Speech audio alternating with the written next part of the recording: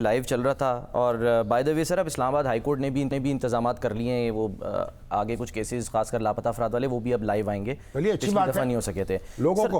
अब ये भी हो रहा है ना कि अब जो लाइव आ रही है ट्रांसमिशन, तो ये होगा कि इससे उर्दू बोलने में भी जोर हो रहा है ना जी। अब कार्रवाई अंग्रेजी में चल रही थी। जज जो हैं उनको भी कुछ उर्दू बोलनी पड़ती है, वकीलों को भी बोलनी पड़ती है।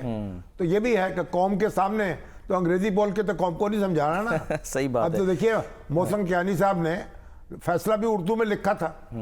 तो भाई ये भी अच्छी बात है।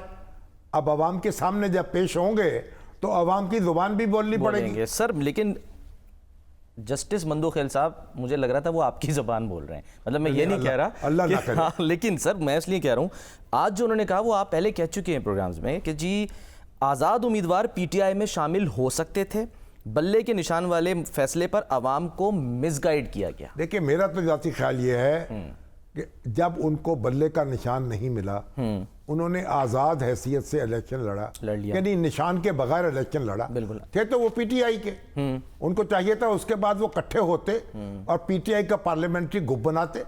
कहते भी हमारा बल्ले का निशान आपने नहीं दिया, हमने अलग इलेक्शन लड़ लिया, अब हम जीत के आ गए हैं, हमें और सीटें दें औरतों की।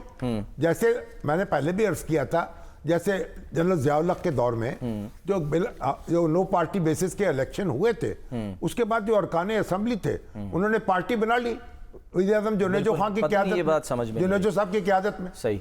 तो अब ऐसा हो सकता था, लेकिन बहरहाल उनके वकीलों ने मुनासिब समझा, वो सुन्नी तहरीक में शामिल हो गए।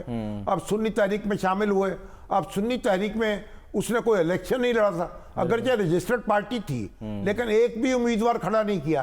अब ये भी उलझन आ गई। सरबराह खुद आज़ाद हैसियत में थे। आज जो हमारे फैसल सिद्दीकी साहब हैं, वकील तो बहुत अच्छे वकील हैं, बहुत अच्छे वकील हैं, और जिनकी जितनी तारीफ की जाए कम है। उन्होंने बड़े उम्दा तरीके से दलाइल दिए। लेकिन मैं देख रहा था जज हजरात हमारे हैं, वो बड़ी बेताबी उनमें होती है। सर ब्रेक में होना तो ये चाहिए, पहले वकील अपने दलाइल दे दे, उसके बाद उससे सवाल किए जाए।